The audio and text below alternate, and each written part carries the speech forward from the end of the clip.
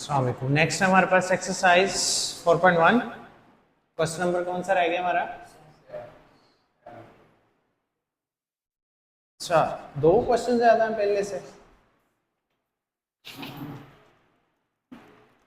If A and B are two matrices such that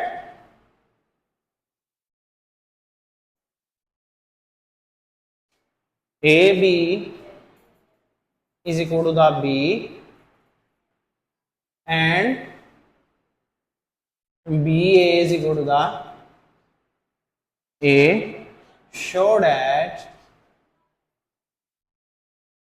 A square plus B square is equal to the A plus B। ठीक है, question number 6 के साथ ये भी important question है। ठीक है ना, शॉर्ट में आ जाएगा। Proof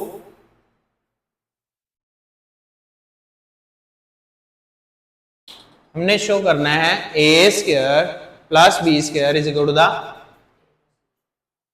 A square plus B square is equal to the A B. ठीक हो गया ना। अब आपने लेना है यहां हमारे पास, पहले इसकी वैल्यू फाइंड करेंगे फिर इसकी वैल्यू फाइंड करेंगे। A square is equal to the A into A.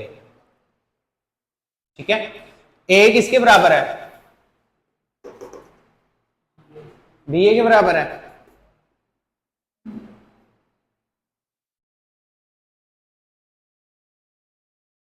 Given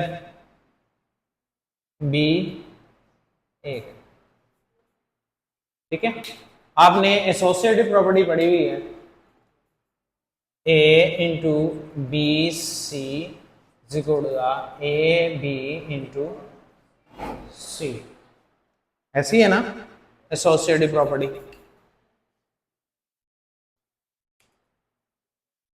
अब हम इसके according A into B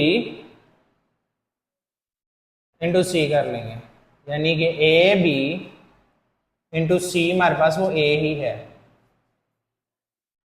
A into B था जो, वो ए भी हो गया और ये ए हमारे पास ही हो गया। ठीक हो गया। अब हमारे पास ए बी किसके बराबर है? ठीक है, ए बी किसके बराबर है हमारे पास?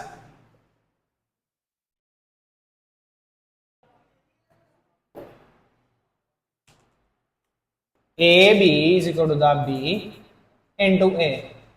बी इंटू ए किसके बराबर है?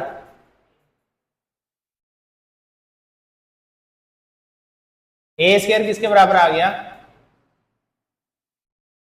ए के बराबर आ गया। ए स्क्वायर किसके बराबर आ गया?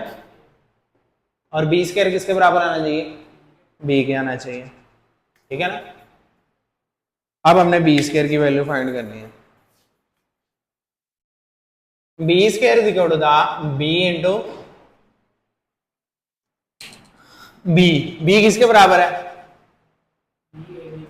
ए बी के बराबर है हमारे पास। बी इंटू ए बी, फिर वही एसोसिएटिव प्रॉपर्टी।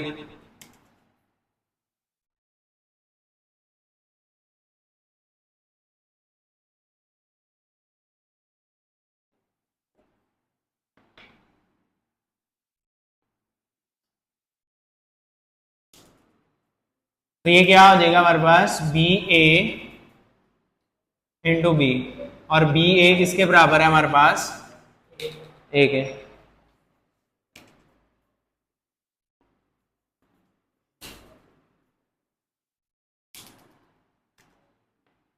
ए इंटू बी, ए इंटू बी किसके बराबर है?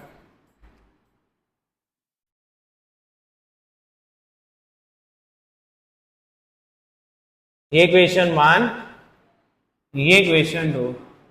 अगर इक्वेशन 1 और इक्वेशन 2 को प्लस किया जाए, ऐड किया जाए बाय एडिंग इक्वेशन 1 एंड 2,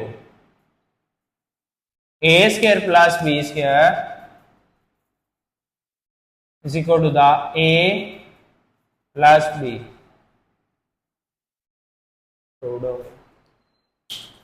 ठीक हो गया ना। ये हमारे पास क्वेश्चन था 7 4.1 का लास्ट क्वेश्चन। नेक्स्ट हमारे पास 4.2 स्टार्ट करने से पहले कॉन्सेप्ट ऑफ डिटर्मिनेंट्स है।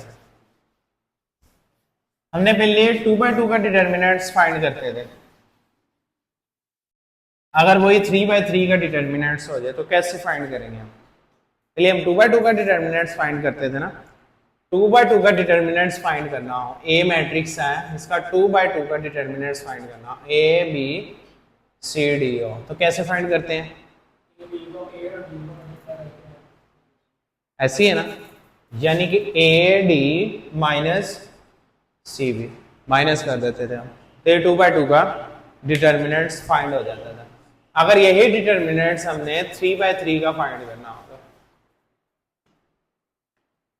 3/3 का डिटर्मिनेंट्स फाइंड करना हो, A B C D E F G H I,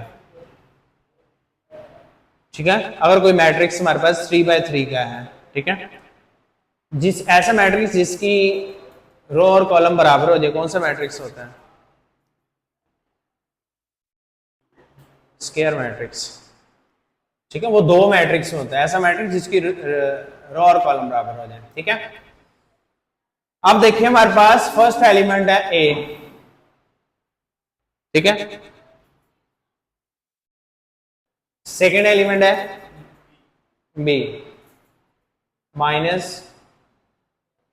B, third element है हमारे पास प्लस सी। पहला एलिमेंट प्लस का, दूसरा माइनस का, तीसरा प्लस का, ठीक है। अब कैसे इसको फाइंड करना है हमने? पहला एलिमेंट जब होगा